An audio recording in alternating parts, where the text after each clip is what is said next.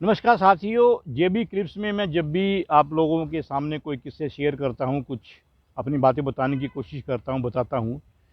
वो मैंने जैसे कि पहले भी एक दो बार आप लोगों को बताया कि या तो किसी महापुरुष द्वारा कही हुई होती हैं, या किसी किताब में पढ़ी होती हैं, या किसी के द्वारा सुनी हुई होती हैं। कुछ बातें, कुछ फार्मूले, कुछ किस्से ऐसे होते हैं जो आजमाए हुए होते हैं।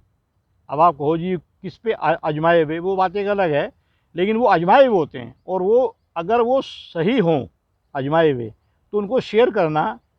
अच्छी बात है, ऐसा मैं मानता हूँ। जो आज के किस्से में क्या है कि पति पत्नी की आपसी रजामंदी, आपसी सहमति, एक दूसरे को समझना, ये कितना ज़रूरी है और इसके क्या क्या फ़ायदे हैं। पति और पत्नी के अंदर किसी भी बात पे एक दूसरे के प्रति शंका नहीं होनी चाहिए। अगर शंका आ रही है किसी भी वजह से, उसका निवारण उस वक्त या उसी दिन या ज़्यादा से ज़्यादा अगले दिन उसको कर लो, बजाय उसको मन में रखने के। नंबर एक। नंबर दो, पति या पत्नी में से अगर एक को दूसरे के ऊपर गुस्सा आ रहा है, चाहे वो घर गृहस्थी के किसी काम ना होने की वजह से, या कोई नुकसान होने की वजह से, भाई किसी से ऐसा कुछ हो जाए, या फिर ज़्यादा ऊंचा बोलने से, या दूसरे की बात ना समझने की वजह से अगर गुस्सा आ रहा हो, तो दूसरे पक्ष को, चाहे वो पति हो या पत्नी हो, देखो, पति को गुस्सा आ रहा है तो पत्नी को, और पत्नी को गुस्सा आ रहा है तो पति को, उस समय कम से कम शांत रहना चाहिए। शांत रहना बड़ा मुश्किल है, बहुत मुश्किल है।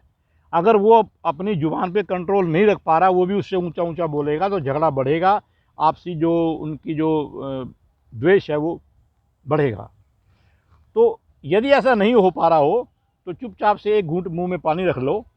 ये सोच के कि अभी जब पानी मुंह में होगा तो मैं अपने ऊपर कंट्रोल करूँगा ही करूँगा, मैं उसके सामने बोलूँगा नहीं या बोलूँगी नहीं, मैं दोनों में से एक के लिए बोल रहा हूँ, तो झगड़ा बिल्कुल नहीं होगा। झगड़ा तब होता है जब दोनों के दोनों जोर से बोल रहे होते हैं। ये फार्मूला सबको पता है, लेकिन कंट्रोल कोई नहीं कर पाता कई बारी। इसमें क्या होगा कि जैसे उदाहरण के तौर पे पत्नी के ऊपर पति को गुस्सा आ गया, अपने ऑफिस से आया, काम से आया, और उसने ये देखा कि आज ये गड़बड़ हुई है वगैरह, जैसे उसने खाना ठीक से नहीं भेजा, या चपाती कम रहेगी वगैरह, कई ऐसे एग्जाम्पल हैं। तो वो आते के साथ में उसने अपना वो गाड़ी खड़ी की और अपना बैग रखा, उतारता उतारता बोलना शुरू कर दिया, ये हुआ वो हुआ फलाना ढिमका, मैं इतना काम करके आता हूँ, मेरे साथ में ये होता होता है। तो उस समय पत्नी बिल्कुल चुप रहे, चुप रहे, उसकी बात को सुने। जब पति पत्नी में ये अंडरस्टैंडिंग चलेगी ना, तो कुछ समय के बाद में उनको लग जाएगा ये जो चुप है शायद इसकी गलती नहीं है, या फिर कुछ और बात है जिस बात पे मुझे गुस्सा आ रहा है, वो बात मेरी मेरी सोच गलत है। फिर क्या होगा कि जब मामला शांत हो जाए, 5 7 10 मिनट में, आधे घंटे में, या सुबह का झगड़ा है मान लो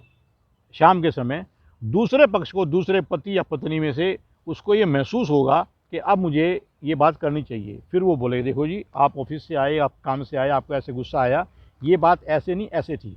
खाना कम रखने की वजह ये थी, या जो भी रीज़न था, उसको समझ में उस समय ज़रूर आ जाएगा कि हाँ यार, बात तो सही है, मेरे को उस समय में ज़्यादा गुस्सा जो आया इतनी बड़ी बात थी नहीं है, उनका झगड़ा नहीं बढ़ेगा। तो कृपया करके प्लीज़ आप इस फार्मूले को अपनाएं कि जब भी एक के ऊपर दूसरे को गुस्सा आ रहा है, तो एक जने को गलती नहीं होते हुए भी कम से कम उस समय शांत रहना है, चुप रहना है, उसकी तरफ देखे, कोशिश करें कि जी आप मेरी बात सुनो, मैं आपको अभी इस चीज़ को क्लियर कर रही हूँ, लेकिन वो सामने वाला नहीं कर रहा, या क्लियर कर रहा हूँ, आप एक मेरी बात तो सुन लो, एक दो बार उससे ऐसे समझाए, लेकिन जो उसकी नहीं समझ में आए तो चुप रहे। और फिर बाद में घंटे, आधे घंटे के बाद में उसको बताए कि देखो, आपको गुस्सा आया, आपका ये गुस्सा जायज़ नहीं था, क्योंकि मेरी गलती उतनी नहीं है जितनी आपने समझी। तो कभी भी वो मतभेद हैं वो ज़्यादा नहीं बढ़ेंगे, माहौल अच्छा रहेगा, घर का शांति बनी रहेगी, घर गृहस्थी ठीक चलेगी। और जिस घर में शांति होती है, जिस घर में क्लेशबाजी नहीं होती, उसमें बरकत ही बरकत होती है, उसमें लक्ष्मी माता भी अपनी कृपा करती है, उसके अंदर जो जो आपके जो गुण हैं वो भी उजागर होते हैं कि मेरे पति कितने अच्छे हैं या मेरी पत्नी कितनी अच्छी है, और एक अच्छा जीवन बीतता है। तो यही यही मेरा इसके आज के किस्से में आपको कहना था, जो आजमाई हुई बात जो मैं बता रहा हूँ कि भाई ऐसे होता है ये।